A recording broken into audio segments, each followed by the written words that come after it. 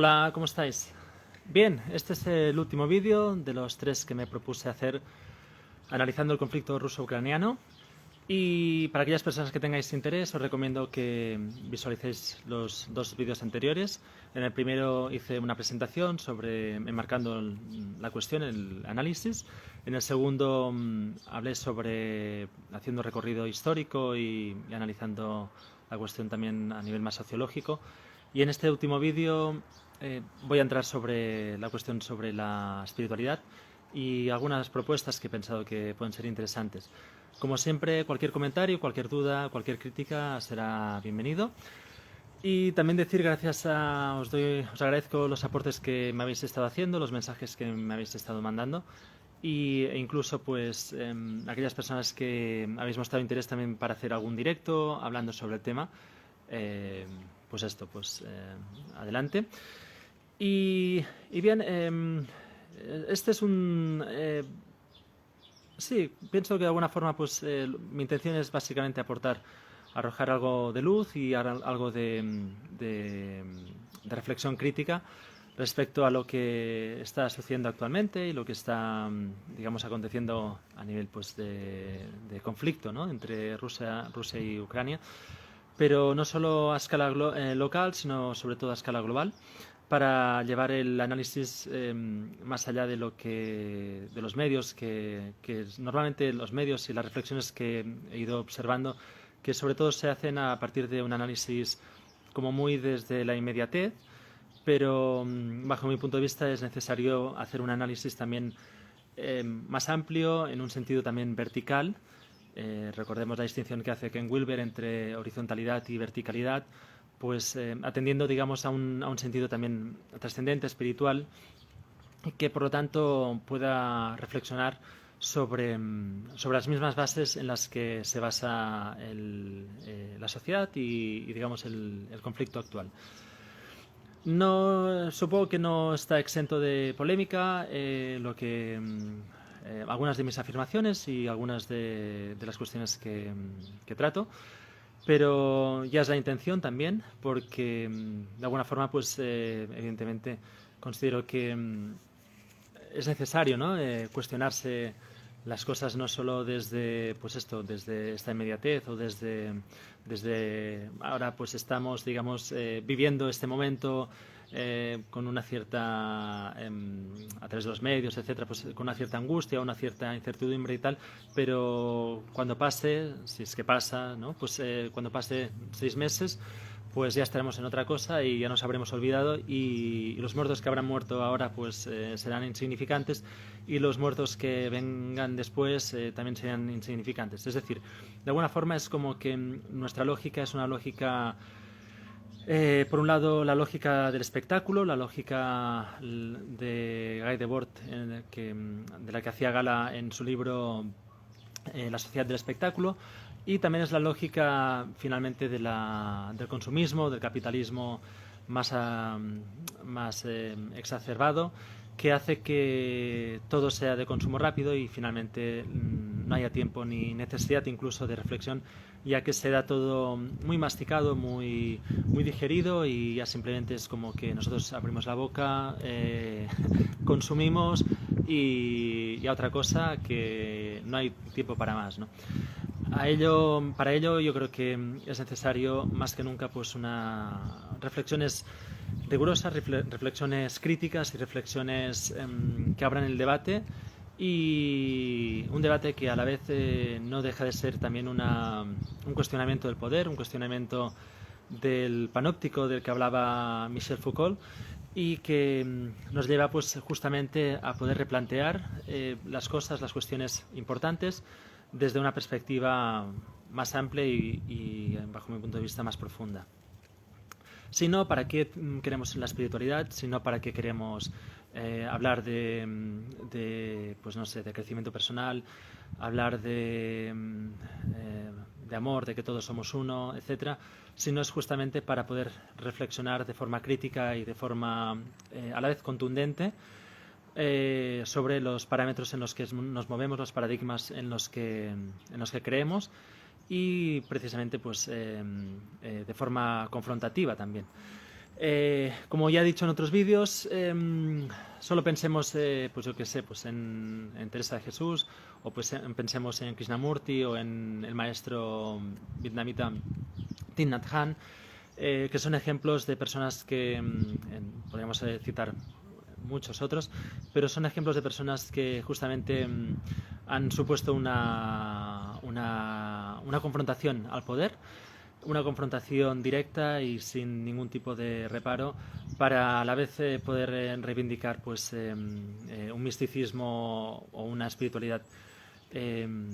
profunda, pero a la vez también haciendo esta confrontación al poder y a todo aquello que es, de alguna forma, es como que se da por dado, pero cuando en realidad no hay nada que sea dado, simplemente se debe cuestionar y se debe, por lo tanto, ver desde perspectivas tan transversales como verticales posibles, ¿no? Para ello también me gustaría en este vídeo pues diseccionarlo o compartimentarlo en 3 secciones. La primera es un análisis filosófico. En el segundo apartado será un análisis propiamente ya dentro de la espiritualidad. Y el tercer apartado será el de una propuesta basada en una práctica sencilla, como es la meditación, y basado también en los estudios que se han realizado al respecto. Para entrar en la cuestión del análisis filosófico, quiero hacer mención a un hecho que para mí es capital y considero que es como el gran mal o de los grandes males y de los grandes retos por los cuales estamos atravesando actualmente la humanidad, y cuando digo la humanidad sobre todo me refiero pues a Occidente, incluyendo Rusia la considero también occidental, y a la vez Estados Unidos. Y para ello es la cuestión del nacionalismo, la cuestión de la identidad. Uno de los presupuestos filosóficos en los que se basa Occidente es la cuestión del individuo, la cuestión de la identidad como abstracción bajo el paraguas de los derechos y de los deberes a los que todo individuo debe responder para, facilitar, ¿no?, la convivencia. Este es, digamos, uno de los paradigmas en los que se basa, como digo, pues el argumentario occidental y, por lo tanto, es también el argumentario filosófico. Este argumentario no deja de tener sus raíces pues justamente en Grecia, básicamente en Grecia, y a partir de este momento se ha ido digamos, ha ido apareciendo, se ha ido desarrollando con distintos matices hasta el punto de que a partir de un momento se construyó la abstracción del Estado, la abstracción de la nación la abstracción del Estado en base a una nación, y se constituyó, por lo tanto, una serie de límites, una serie de fronteras que conllevan a la vez este reduccionismo hasta llegar al punto de ser individuos insertados dentro de una sociedad, dentro de un Estado, que a la vez conlleva, como decía, unos deberes, unos derechos, y que por lo tanto conlleva la delimitación de fronteras y por lo tanto la lógica de la trinchera, la lógica de la defensa legítima y todo lo que es la carrera armamentística, etcétera, etcétera, etcétera. Toda esta lógica no deja de ser una abstracción, como decía, y no deja de ser una abstracción platónica. No me voy a detener ahora en esto. Quien tenga interés en el primer vídeo, creo que hice ya un inciso suficientemente pues amplio, pero como dije también en el primer vídeo, esto simplemente son breves notas de algo que para mí pues es un proyecto más a largo plazo y más incluyente o más amplio, para justamente denunciar o poner de relieve cómo es toda esta abstracción no deja de ser justamente una abstracción, justamente algo irreal en sí, ya que una frontera, ya que la cuestión de la identidad es simplemente pura abstracción por el hecho de que la Tierra no nos pertenece, la Tierra simplemente es una, digamos, estamos de paso, para decirlo así, estamos de paso y por lo tanto incluso nuestra propia identidad, abro un paréntesis aquí, solo hago una alusión a los que critican la cuestión de la ideología de género, decir que, porque justamente cuando hablan de la ideología de género, hablan justamente de que hay unas leyes o hay una inmutabilidad natural que no se puede transgredir, que es la cuestión del género, o normalmente con una confusión entre género y biología, pero que tampoco voy a entrar ahora, y que justamente dejan, o sea, se deja ver, o sea, podemos entrever, mejor dicho, la falacia o la falta, digamos, de argumento sólido, ya que justamente porque la identidad en sí, al ser una abstracción, el género también es una abstracción. Cierro el paréntesis, solo quería hacer un breve inciso en esto. Pues como decía, basamos nuestra identidad en algo sólido, en algo, digamos, inmutable, en algo platónico, cuando en realidad somos seres transitorios en toda su acepción, es decir, no solo en el sentido de lo que se entiende como identidad, del núcleo, de lo esencial, sino también entendiendo pues, que somos transitorios en el aspecto también emocional, mental, ideológico, corporal, etcétera.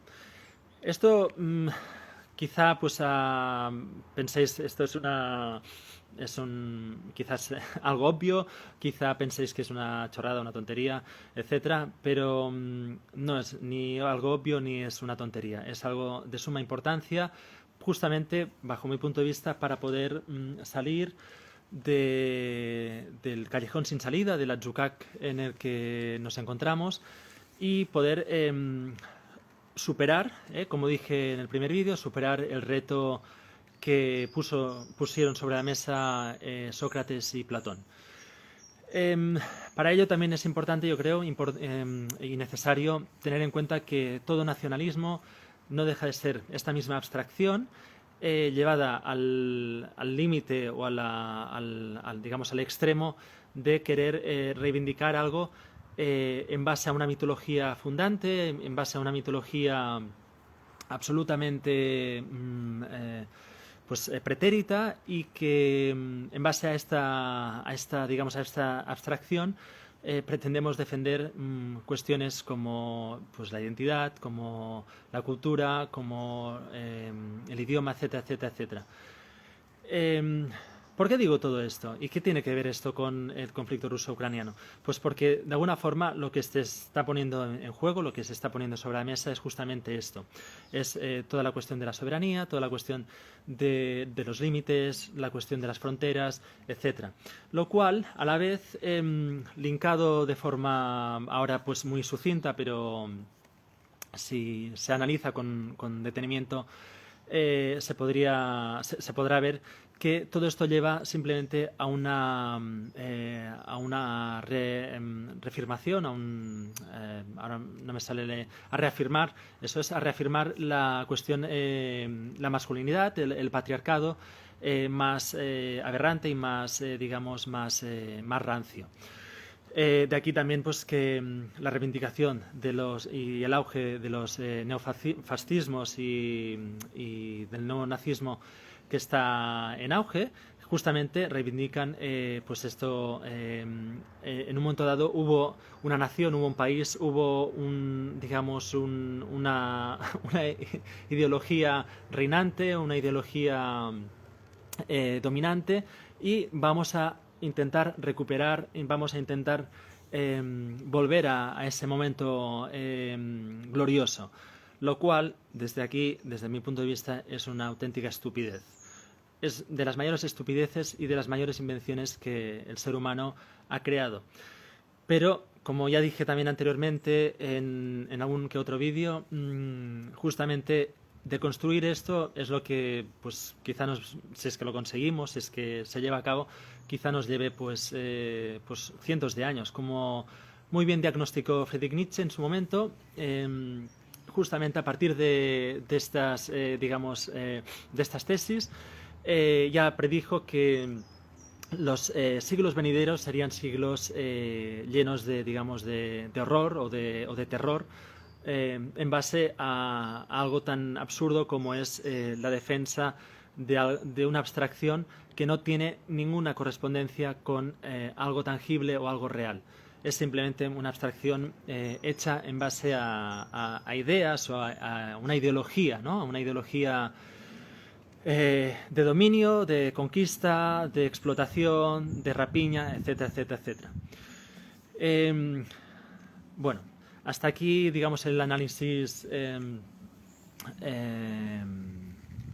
Bueno, más. Ahora haré una transposición entre lo filosófico y lo espiritual,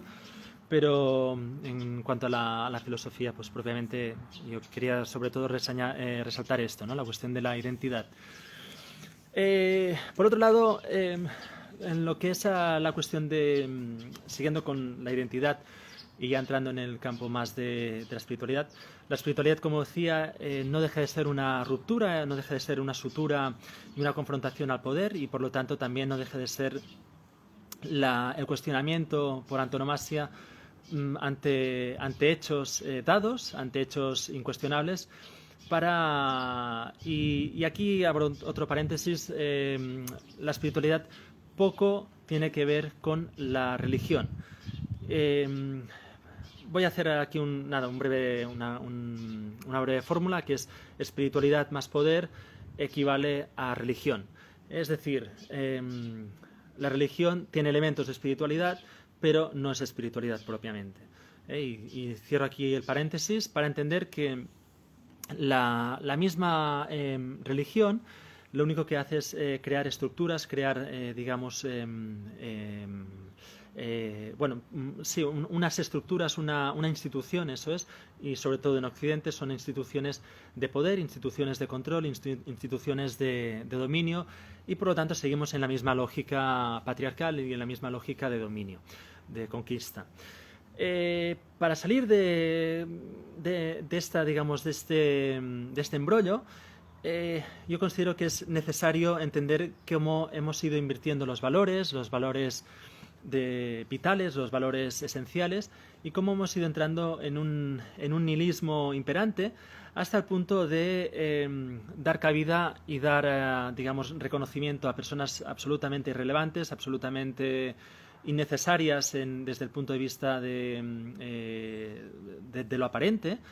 ya que pues, estamos en la sociedad del espectáculo, como decía Guy Debord, y estamos por lo tanto en la sociedad de lo irrelevante, de personas que no aportan nada, simplemente su vida, intentan hacer de su vida algo relevante, y como la sociedad pues digamos se refleja, ¿no? Se proyecta, ¿no? En este tipo de personas, pues esto conlleva una denigración de los valores, y por lo tanto conlleva una inversión de los valores vitales o de los valores, digamos, importantes, haciendo gala pues, de un vacío, de un nihilismo absolutamente pues genérico, y por lo tanto de una ignorancia en cuanto a lo real o a lo esencial, que nos lleva pues a no cuestionar, y por lo tanto a hacer un gran favor al poder y a hacer un gran favor pues a estas élites que de alguna forma pues deciden y pueden decidir en base a la falta de pensamiento crítico que la sociedad refleja. Para ello, la espiritualidad sería, bajo mi punto de vista, el antídoto, ya que la espiritualidad no tiene solamente que ver con la cuestión de si hay Dios o no hay Dios, algo que bajo mi punto de vista es irrelevante e incluso absurdo. A Dios, ¿quién lo ha visto? O sea, no tiene ningún sentido, sino que lo que tiene sentido es, digamos, hacer hincapié en la cuestión del Pratyatsamutpada budista, es decir, el Pratyatsamutpada, perdón, es una palabra pali que ahora hacía tiempo que no usaba, es un concepto que justamente determina cómo hay una interdependencia entre todo ser vivo, entre la vida, digamos, en cualquiera de sus acepciones. Como muy bien ponía de relieve el maestro tibetano Thich Nhat Hanh, al hablar de, por ejemplo, de la gota que cae de la nube, cómo cae en el océano, cómo a través del sol pues se vaporiza y cómo vuelve a la nube y cómo volvemos a entrar, digamos, en el mismo círculo, en la misma rueda. Esto de alguna forma es lo que la espiritualidad profunda nos intenta enseñar y nos intenta, digamos, despertar, para a la vez de esta forma pues despertar la compasión y, como muy bien proclama el budismo, la espiritualidad budista, poder ser capaces de tener compasión hacia todo ser vivo en cualquiera de sus acepciones. Esto en sí, por lo tanto, como decías, para mí sería como la salida, ¿no? El hecho de poder despertar una feminidad arraigada, una feminidad mucho más profunda y podría equilibrar este desequilibrio del que hablé entre lo masculino y lo femenino. Bien, hay algo que también quería señalar, y ahora haciendo referencia a la cuestión de la identidad, que es la cuestión de, también es un concepto budista y es un concepto que también considero que es importante, que es la cuestión del Anatman. Es decir, cuando Buda expuso su doctrina y expuso las 4 nobles verdades y los 8 pasos para salir del sufrimiento, etcétera, etcétera, etcétera, habló de la cuestión del Anatman. El Anatman, dentro de la tradición hindú, sería lo que se considera como la falta de esencialidad, de identidad, de algo sólido, de algo digamos inmutable, ¿no? Lo digo esto porque